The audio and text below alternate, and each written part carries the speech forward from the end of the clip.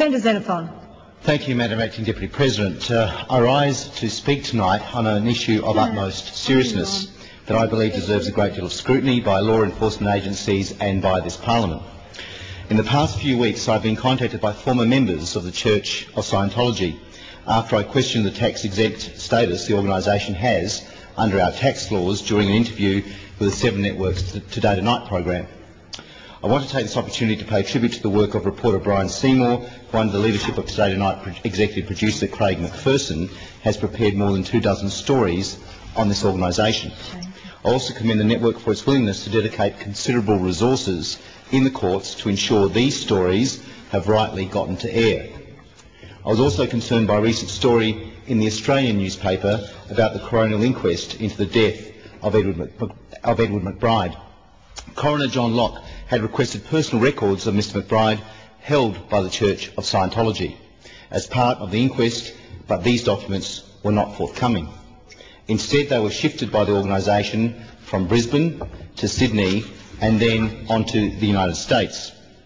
Since making those initial comments about taxation on the Today Tonight program, a number of former followers of Scientology have written to me. These people rightly see themselves as victims of Scientology, and they have provided long and detailed letters to me about the workings of this organisation. I seek leave to have copies of these letters tabled, some of which have had the names of some Scientology followers deleted with the permission of the authors. I seek leave. Is leave granted? There being no objection, leave is granted, Senator. Thank you, Madam Deputy President. Having read the statements and subsequently met with the people who provided them, as well as reading a significant amount of research conducted by my office, I am deeply concerned about this organisation and the devastating impact it can have on its followers. In my view, this is a two-faced organisation. There is a public face of an organisation founded in 1953 by the late science fiction writer L. Ron Hubbard that claims to offer guidance and support to its followers. And there is a private face of an organisation that abuses its followers and viciously targets its critics and seems largely driven by paranoia. In France, the organisation was recently convicted of fraud, and it is also facing charges in Belgium. Meanwhile, in the USA, a number of former high-ranking Scientology executives have broken their silence about the organisation, talking to the St. Petersburg Times in Florida, where its international headquarters are located. The executives say they have witnessed the head of the organisation, David Miscavige, assault staff members dozens of times, and they say he has also urged others to commit assault. The executives also claim the organisation has used blackmail and threats against former members and perceived critics of the organisation, and that the organisation has knowingly, repeatedly obstructed justice. Claims have also been made that information provided to the organisation by members during what is known as auditing sessions, which are a crude hybrid of confession and counselling, and for which the organisation claims so-called priest penitent privilege, was then used to blackmail and manipulate members. What we are seeing is a worldwide pattern of abuse and criminality, and on the body of evidence, this is not happening by accident, it is happening by design. Scientology is not a religious organisation. It is a criminal organisation that hides behind its so-called religious beliefs. What you believe does not mean you are not accountable for how you behave. The letters received by me, which were written by former followers in Australia, contains extensive allegations of crimes and abuses that are truly shocking. Crimes against them and crimes they say they were coerced into committing. There are allegations of false imprisonment, coerced abortions and embezzlement of church funds, of physical violence and intimidation, blackmail and the widespread and deliberate abuse of information obtained by the organisation. It is alleged that information about suspicious deaths and child abuse has been destroyed, and one follower has admitted that he was coerced by the organisation into perjuring himself during investigations into the deaths of his 2 daughters. These victims of Scientology claim it is an abusive, manipulative, violent and criminal organisation, and that criminality is condoned at the highest levels. Aaron Saxton is one of the victims of Scientology who wrote to me. He was born into the organisation and rose to a position of influence in Sydney and the United States.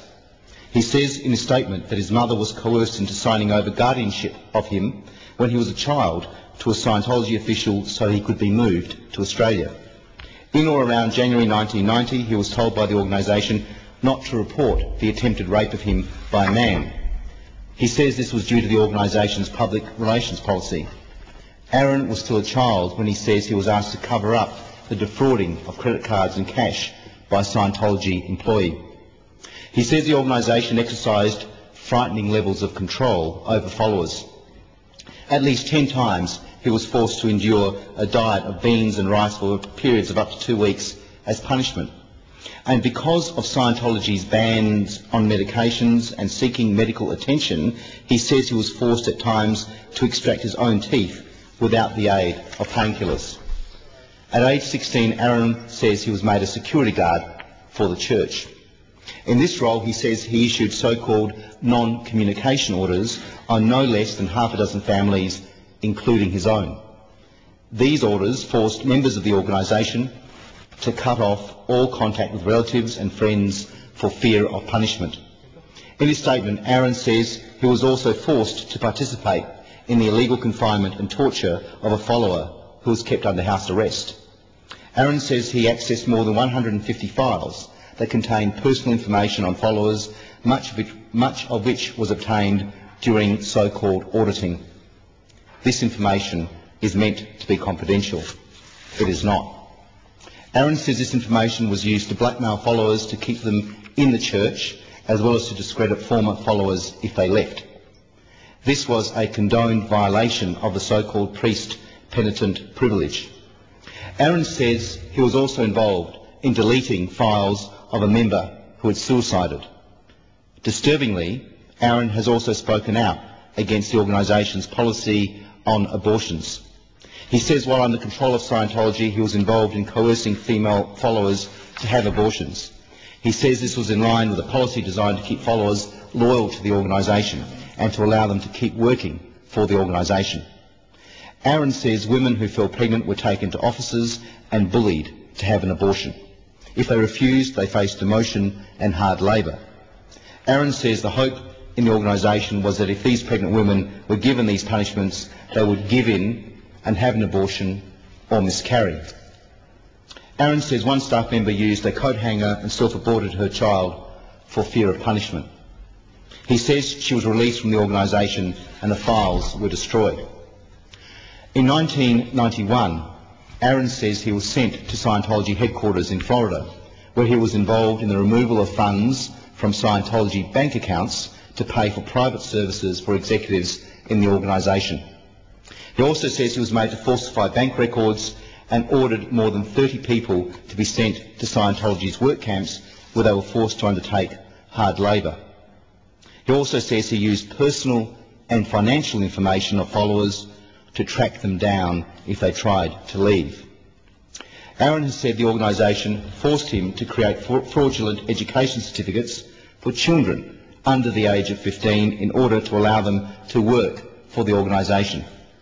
He also says he was coerced into putting 5 individuals under house arrest on 5 separate occasions.